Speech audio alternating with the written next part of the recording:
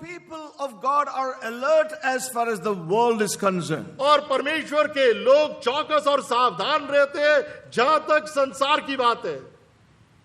They're awake as far as the world is concerned. और वो बिल्कुल जागृत है होते हैं जहां तक संसार की बात है. Yes or no? बताइए. We are all awake और हम सारे जागृत रहते हैं as far as the world is concerned. जहां तक संसार की बात है. But when it comes to the spiritual aspects, लेकिन जब एक आत्मिक जीवन के विषय की बात आती है, we are in alert as we are in the natural. और तब हम जैसे भौतिक या प्राकृतिक रीति से चौकस और सावधान होते हैं वैसे नहीं रहते. We are alert about things going around us. और हम चौकस रहते हैं उन चीजों के प्रति जो हमारे चारों तरफ हो रही हैं. We are interested in the current events. और जो वर्तमान चीजें हो रही हैं, घटनाएं चल रही है, क्या क्या गतिविधि संसार में हो रही है. Yeah, every smartphone can have an app and read all the newspapers. और मोबाइल में जितने भी ऐप्स हैं उसके द्वारा हम हर एक घटना के बारे में पढ़ सकते हैं. We are up to date with the current events around us. और हम बिल्कुल हमें पता होता है कि जो वर्तमान घटनाएं और चीजें घट रही हैं. In the early days, we know in the previous times or some years ago, we need to switch on our TVs to get the news. Now it's all in the palm of our hand. और कुछ वर्ष पूर्व हमें अपने TV को on करना पड़ता था चीजों को जानने के लिए. अब हर एक चीज हमारी हथेली पर है. Earlier we need to subscribe for several newspapers to see what are the views of each reporter about certain things, but it's all now in the hand. और पहले हमें विभिन्न समाचार पत्रों को खरीदना पड़ता था पढ़ने के लिए कि क्या क्या चीजें हो रही है, लेकिन अब सब कुछ हाथ में है. So we see that people are curious and alert about the secular world, the things around us in the natural. और हम देखते हैं कि लोग बहुत ही चौकस और उत्सुक होते हैं उन बातों को जानने के लिए जो उनके चारों तरफ हो रही है. Though the people read those news and are well informed of the current events around them, the reality is they do not know what is really going on. और यद्यपि वो सारी बातों से अवगत होते हैं कि क्या हो रहा है, क्या होने वाला है, लेकिन फिर भी वास्तविकता में उन्हें पता नहीं चलता क्या घटेगा. They know as events happening around them, और वो सिर्फ मात्र इस रूप में जानते हैं कि घटनाएं चारों तरफ घट but रही do हैं, not know the meaning of what is going on. लेकिन उसका अर्थ नहीं वो जानते कि क्या हो रहा है, क्यों हो रहा है. That's a reality. ये वास्तविकता है. We know many events going on in the world, but हम जानते हैं कि संसार में कई घटनाएं हो रही हैं, कई चीज चल रही हैं. God's people may be well informed through all these, और परमेश्वर के लोग इन सारी बातों से पूरी तरह से अवगत हो, but the reality is that they do not know the meaning of what is going on. लेकिन वास्तविकता ये भी है कि वो बातें जो हो रही है उसका अर्थ नहीं उन्हें मालूम. When we look into the church world, जब आप एक मसीह कलीसिया के संसार को देखते हैं, even among the Christians and the church realm, we have और जो मसीहत है और कलीसिया का religious journalism. और जो एक धार्मिक जहां पर जर्नलिज्म होता है, they write news about Christian work, Christian activities. और वो समाचार को लिखते हैं कि क्या मसीहत के अंदर कार्य हो रहा है, क्या लोग So कर we रहे हैं. see so much about the activities among God's people, all that is being done as far as their missions and their visions are concerned. और इस प्रकार से हम देखते हैं कि पूरी मसीहत में जहां तक हर एक संस्था का कोई भी लक्ष्य या मंजिल है, उसके अनुसार कितने कार्यक्रम हो रहे हैं. And despite all this knowledge of events and activities among God's people, we do not find true spiritual discernment in the midst of God's people. और परमेश्वर के लोग जबकि इन सारी घटनाओं से भली भांति परिचित होते हैं कि क्या हो रहा है, फिर भी उनके अंदर एक आत्मिक परख की कमी पाई जाती है। So one thing is very clear, और एक चीज बहुत ही स्पष्ट है that God's people are in spiritual lethargy. कि परमेश्वर के लोग एक आत्मिक आलस्य के अंदर है। Though they have a lot of knowledge of things happening around in the world, elsewhere, everywhere, among God's people, many activities, but there is no discernment to know what these things would really mean and what they are in the light of God's eternal purpose. यद्यपि परमेश्वर के लोग There's no discernment.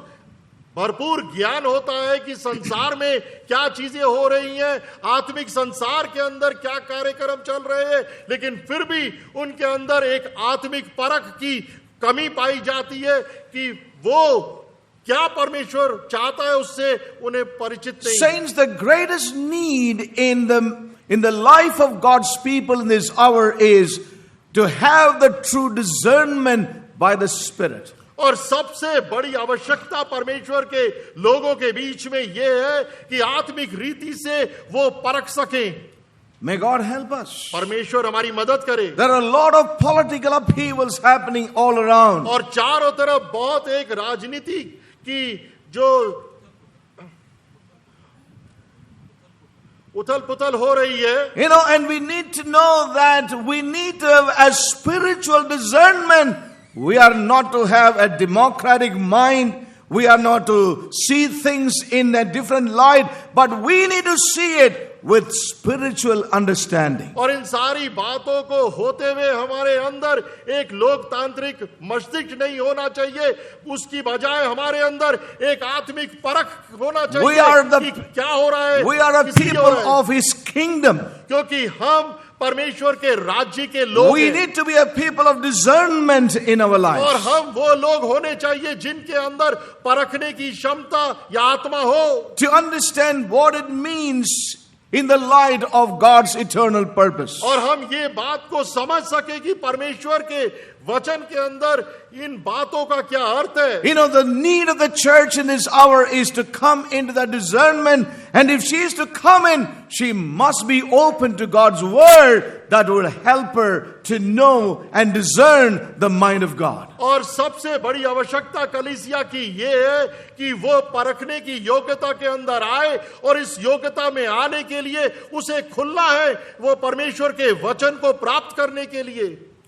I remember as a young believer in my own life, मुझे याद आता है कि एक युवा विश्वासी के रूप में मेरे जीवन में not knowing much about the Lord, प्रभु के बारे में बहुत अधिक नहीं जानता था। one prayer that ought to be upon my heart. और एक प्रार्थना जो अक्सर मेरे हृदय के ऊपर होती थी, Lord, help me to have spiritual discernment. और हे परमेश्वर तू मेरी सहायता कर एक आत्मिक परख की।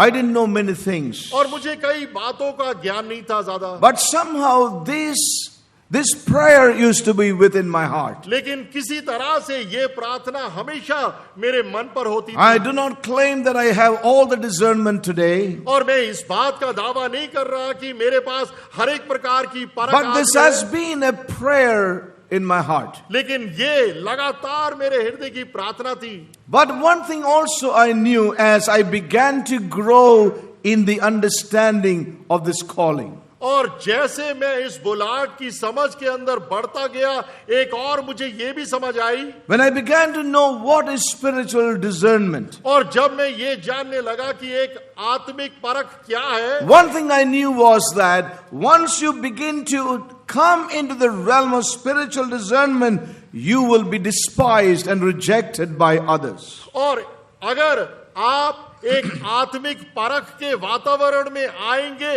और उसमें बढ़ेंगे तो दूसरे लोग आपका तिरस्कार करेंगे, आपकी निंदा करेंगे। If you are a man and woman or a brother and sister growing in spiritual discernment, that will not make you popular at all. अगर आप एक ऐसे भाई या बहन है जो एक आत्मिक परखता के अंदर आगे बढ़ रहे हैं, तो आप वो व्यक्ति बनेंगे जो प्रसिद्ध नहीं होगा, You will never be popular. और आप कभी भी प्रसिद्धि या ख्याति नहीं प्राप्त करेंगे। You will be rejected and despised and set aside by others. और आपका हमेशा तिरस्कार होगा, निंदा होगी, और दूसरे लोग आपको अलग कर देंगे। Because a man with spiritual discernment would not be able to say and accept everything that is going around with God's people. क्योंकि कोई भी व्यक्ति जिसके पास एक आत्मिक परख होती है, वो कभी भी हर एक वो बात को जो चारों तरफ हो रही है स्वीकार नहीं करता, The सहमत नहीं reality होता। is that nobody in the Christendom today want to be awakened or corrected. और वास्तविकता ये है कि मसीहत के अंदर कोई भी जन सुधार का कार्य नहीं चाहता। Majority, that's what I meant. और मेरे कहने का मतलब है बहुसंख्या। Majority do not want to be awakened or corrected in their lives. और बहुसंख्या नहीं चाहती कि वो जागृत हो और उनका अंदर सुधार हो। If somebody says, और किसी ने कहा, you can awaken or arouse somebody who's sleeping. और तुम जगा सकते हो किसी को जो सो रहा है। You said no. But you cannot wake up somebody who is pretending to be sleepy. और आप उसको नहीं जगा सकते Yeah. जो सोने का ढोंग कर रहा है या नाटक कर रहा है। We see majority today, they don't want to be corrected and और awakened. इस प्रकार से हम देखते हैं कि बहुसंख्या जागना नहीं चाहती, सुधार नहीं चाहती। But a man who is really sleeping, you can awake him or wake him up. लेकिन वो व्यक्ति He can be awakened. वो वास्तव में जो सो रहा है उसे आप आसानी से उठा सकते हैं, जगा सकते हैं। Now somebody may say, how does that work? और आप कह सकते हैं ये कैसे But होगा, let's leave all the mechanism to God. और ये सारी तकनीकी परमेश्वर पर छोड़ दो। But we know that it works. लेकिन हम जानते हैं ये कार्य करेगा। For example, उदाहरण के लिए, you as a father, और आप एक पिता के रूप में, you know your son has to go to school. और आप जानते हैं कि आपके पुत्र को स्कूल जाना है, And you go to the bedroom और आप उसके सोने के कक्ष में and you जाएंगे, see your 16-year-old is fast asleep. और आप देख रहे हैं आपका 16 साल का बच्चा गहरी नींद में सो रहा है, You stood there for 5 minutes, he never knew who anybody has come in. और आप 5 मिनट तक उसके कमरे में खड़े रहे, उसे पता नहीं चलेगा कौन आया है, And he is fast asleep. और वो गहरी नींद में सो रहा है। He is not like you and me, has no worries at all. और वो मेरे और आपके तरह नहीं कि उसको कोई He has चिंता gone हो। into bed, that's it. He forgot his studies, he forgot his homework, everything. He's sleeping. और बिस्तर पर जाते ही वो सारी बातों को, पढ़ाई को, घर को, हर एक चीज को भूलकर गहरी नींद में सोता है, Deep sleep. गहरी नींद में सोता है। You stand there, आप खड़े रहे वहां पर, he is not. और वो हिलेगा नहीं, And you decided to wake him up. और आप उसको उठाने की कोशिश करें, Then comes your wife. और तब आपकी पत्नी आती है, Poor chap, let him sleep. और बच्चे को थोड़ा और सोने दो। Mother is always favorable. और माँ हमेशा ही पुत्र का Father पक्ष is लेती not है। always favorable. That's the way in many cases, there can be exceptions, but और Now- अक्सर ऐसे बातें होती है। now the mother comes and says, let him sleep on. और माता आती है और कहती है कि बच्चे को सोने दो, You cannot wake him up और तुम उसे ऐसे जगा नहीं सकते, because he is in deep sleep. क्योंकि वो गहरी नींद में सो रहा है। I'm sure that I would not agree to that counsel. और निसंदेह मैं इस सलाह किससे सहमत नहीं होऊंगा, I would not agree to that counsel. और ऐसी सलाह से मैं It's सहमत not नहीं that होऊंगा। Sarah ever came and told me that. It's only an example, okay? Please. No offenses.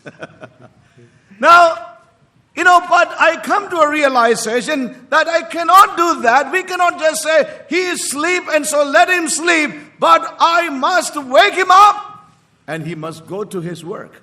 और मैं इस बात में समझौता नहीं करूंगा, मानूंगा नहीं कि वो गहरा सो रहा है तो उसे सोने दो, बल्कि मैं उसे उठाऊंगा और उसके कार्य के लिए उसे भेजूंगा। But somebody comes and says, लेकिन अगर कोई आके कहता है, according to my theology and understanding of the Bible, we cannot wake him up. और मेरी वो शिक्षा सोने है, दो.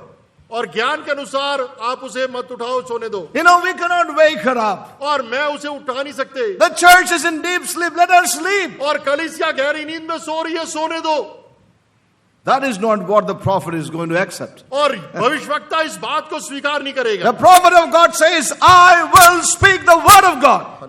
और परमेश्वर का भविष्यवक्ता कहेगा कि मैं परमेश्वर के वचन को बोलूंगा। But somebody comes and says, according to my theology, I don't think you will succeed in this. और कोई आके कहेगा कि मेरे शिक्षा और ज्ञान की वजह से आप उसे मत उठाओ। God's true ministry will not be foolish to listen to the counsels of many who are given to their natural reasoning.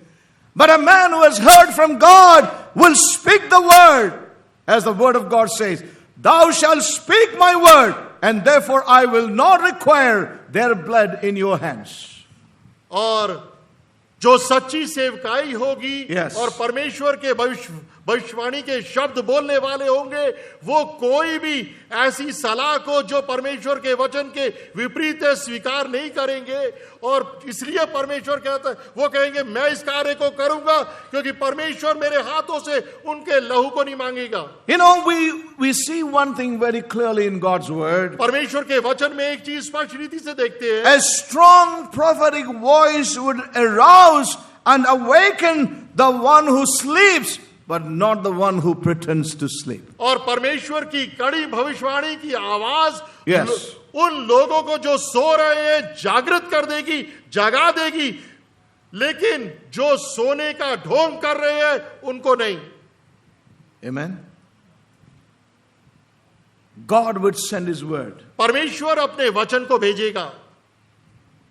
He that hath an ear, let him hear what the Spirit is saying to the churches. जिसके कान हो वो सुनने की आत्मा कलीसिया से क्या कह रहा है। There will be those who will be awakened by the voice of God, and they will repent, they will return, and they will move on in God. और ऐसे होंगे जो Hallelujah. परमेश्वर की भविष्यवाणी की आवाज से जाग जाएंगे और पश्चाताप करेंगे और परमेश्वर की तरफ लौटेंगे। Amen.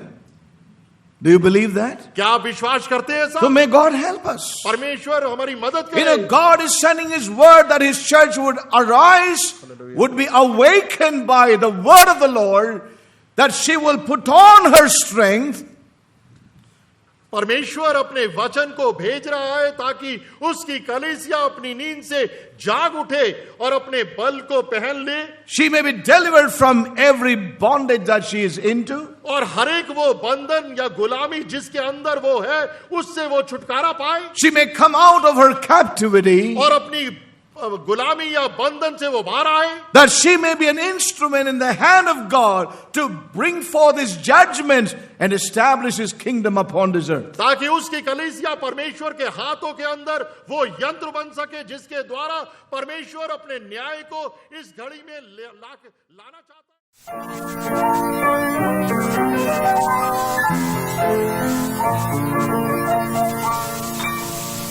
To hear thy voice, to see thy face, to know thy will, and feel thy grace, to know thee, Lord, is all I that I might be thy will and man.